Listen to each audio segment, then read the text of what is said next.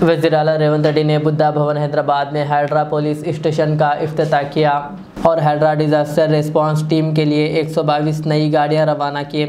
इनमें Innova, mini buses व truck और टू व्हीलर के अलावा दीगर गाड़ियां शामिल हैं। इस मौके पर खिताब करते हुए रेवंत रेड्डी ने हाइड्रा को हिदायत दी है कि गरीबों की जगह गिराने से पहले इन्हें दूसरी जगह दी जाए, जबकि अमीरों के खिलाफ सख्त कार्रवाई की जाए। उन्होंने कहा कि हुकूमत का मकसद इंसाफ पर मबनी कार्रवाई है। వాహనాల్ని కూడా మనం చూస్తున్నాం.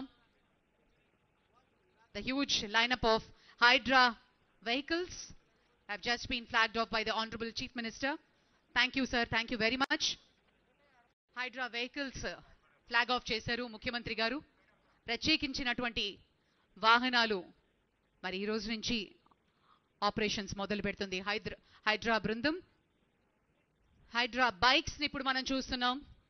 హైడ్రా బృందం వాటిని తీసుకుని కెలామిటీస్ వచ్చిన సమయంలోనూ ఈజీగా అప్రోచబుల్ లేనటువంటి మార్గాల్లో కూడా బైక్స్ ఈజీగా వెళ్ళి ఆ ప్రాబ్లమ్ని సాల్వ్ చేసి అక్కడ ట్రీ కట్టింగ్ ఎక్విప్మెంట్ కూడా బైక్ మీదే పెట్టడం జరుగుతుంది. వాటిని ఈజీగా హ్యాండిల్ చేసే విధంగా బైక్స్ని కూడా ఏర్పాటు చేయడం జరిగింది. హైడ్రా కాపాడుకుంటూ మన నగరాన్ని అభివృద్ధి చేసుకుందాం. ఈ అభివృద్ధిలో భాగంగా హైడ్రా భాగస్వామి అవుతుంది. హైడ్రా అధికారులకు కూడా నా సూచన, మానవీయ కోణంలో మీరు వ్యవహరించాలి. పేదల పట్ల సానుభూతితో ఉండాలి, పెద్దల పట్ల కఠినంగా ఉండాలి. పేదల్ని పెద్దల్ని మీరు ఒకే తాటి మీద కట్టకండి. పేదలను ఏదైనా అనుకోని పరిస్థితుల్లో ప్రభుత్వ భూమిలో కానీ లేకపోతే చెరువులలో కానీ నాలాలో ఉంటే వాళ్ళకి ప్రత్యామ్నాయం చూపిద్దాం.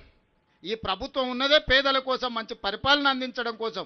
మీరు లిస్ట్ అవుట్ చేయండి. హైడ్రా అధికారులకు నేను స్పష్టంగా చెప్తున్నా, చాలా పెద్ద సామాజిక బాధ్యతలో ఉన్నారు హైడ్రాలో పనిచేసే ప్రతి వ్యక్తి. ఈరోజు కమిషనర్ నుంచి మొదలు పెడితే కింది స్థాయి వరకు ఉన్న సిబ్బందికి నేను సూచన చేస్తున్నా, ఇది ఒక గొప్ప బాధ్యత. ఇదేదో ఉద్యోగం కాదు, ఇది క్యాజువల్గా పనిచేస్తే కుదరదు. దీనికి కొంత మానవీయ కోణాన్ని తోడు చేయండి. పేదలకు ప్రత్యామ్నాయం ఎట్లా చూపిద్దామో ఆలోచన చేయండి. ప్రణాళికలు తీసుకొని రండి. పేదల్ని ఆదుకుందాం. ప్రభుత్వం సిద్ధంగా ఉంది పేదలకు న్యాయం చేయడానికి. పెద్దల పట్ల మాత్రం కఠినంగా వ్యవహరించండి. పెద్దల్ని ఎవరు మీకు ఎంత ఒత్తిడి వచ్చినా పెద్దల గురించి మీరెవరు ఆలోచన చేయాల్సిన పని లేదు. మీ ముఖ్యమంత్రి మీతోనే ఉన్నాడు.